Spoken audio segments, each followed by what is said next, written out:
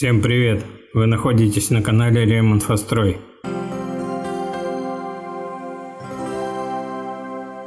Чем замазать швы в колодце, чтобы они не протекали?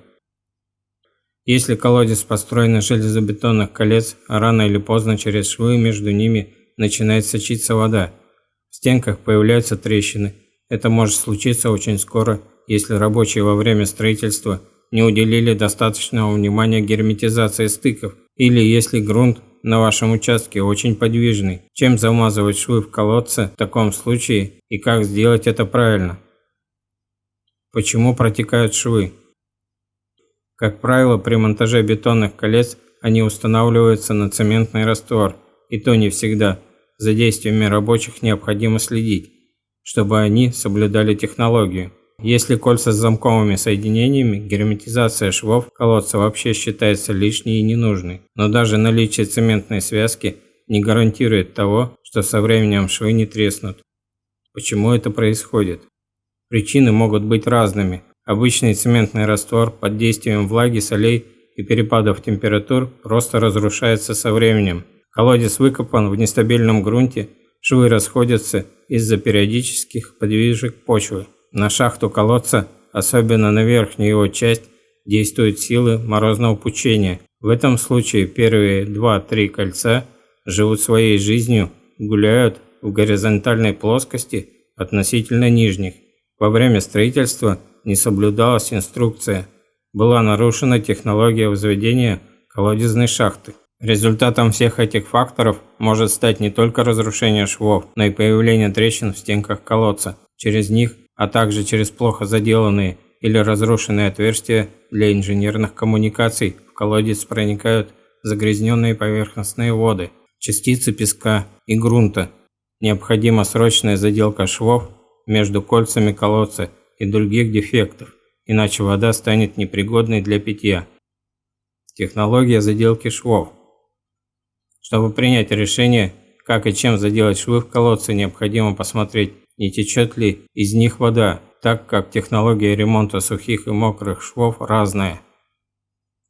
Предварительные работы. Перед тем, как заделать швы между кольцами в колодце, следует провести некоторые подготовительные мероприятия. Очистить стенки шахты от грязи, водорослей и других наслоений, используя механические способы очистки или струю воды под сильным напором. Удалить разрушенный бетон из швов, отбить его там, где он растрескался и плохо держится, расширить и углубить швы, зачистить их. Одним словом, ремонтируемая поверхность должна быть чистой и прочной. Совет: чтобы исключить разрыв швов в будущем, нужно зафиксировать кольца относительно друг друга. Для этого они скрепляются между собой металлическими скобами. Ниже уровня промерзания грунта достаточно по 2 скобы, выше не менее 4.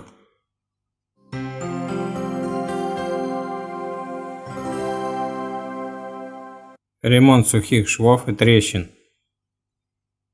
Герметизация швов в колодце производится затворяемыми водой сухими смесями. Самый доступный вариант – цемент и песок, но такой состав под действием влаги и морозов продержится недолго и снова начнет разрушаться. Чтобы этого не произошло, в смесь вводят жидкое стекло. При работе с ним следует помнить, что оно очень быстро застывает, поэтому швы надо заранее подготовить к заделке, а раствора делать ровно столько, сколько вы можете использовать за 5-10 минут. Сам процесс заключается в замазывании швов раствором с помощью шпателя, как это делается при штукатурке стен. ПВА плюс цемент. Необходимо приготовить густую смесь, постепенно всыпая в клей ПВА цемент и помешивая. Пропорции как таковой тут нет. Главное, сыпьте цемент до того момента, пока смесь не станет хорошо браться на шпатель. Затем готовым составом заделаю все швы между бетонными кольцами.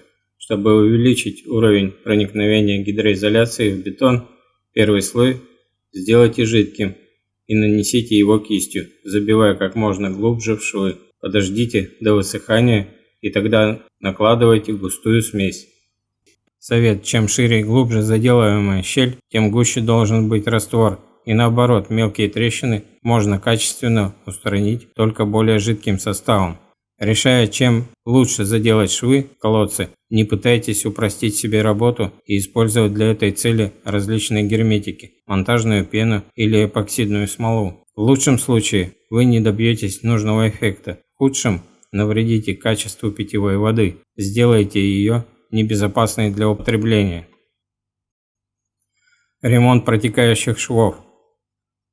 Если сквозь щели и выбоины в стенах колодца просачивается верховодка, заделывать их цементным раствором бессмысленно. Он вымоется, не успев схватиться и затвердеть. Чем замазывать швы в колодце в этом случае? Для этого используют быстро твердеющие, расширяющиеся материалы, так называемые гидропломбы. Они очень быстро отвердевают, не образуя при этом трещин и надежно запечатывая течь.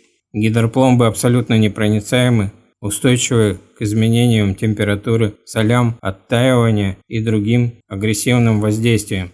Единственный их недостаток – высокая цена.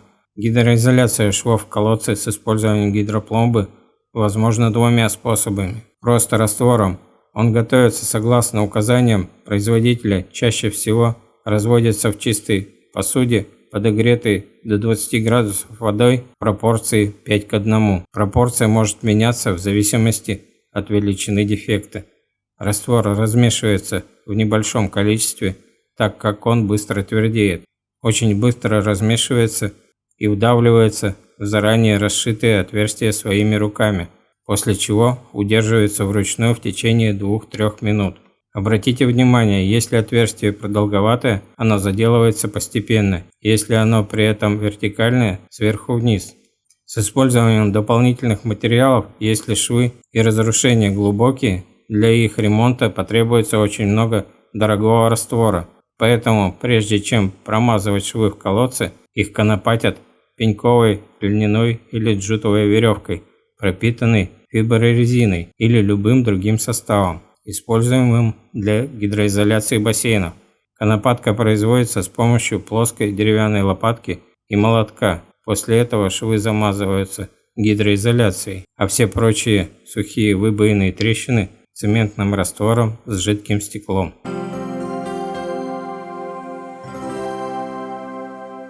Если грунтовая вода за стенками колодца находится под напором, а течь между кольцами очень сильная, можно попробовать следующий способ. Просверлите перфоратором 1-2 отверстия на 15-20 см ниже протекающего шва.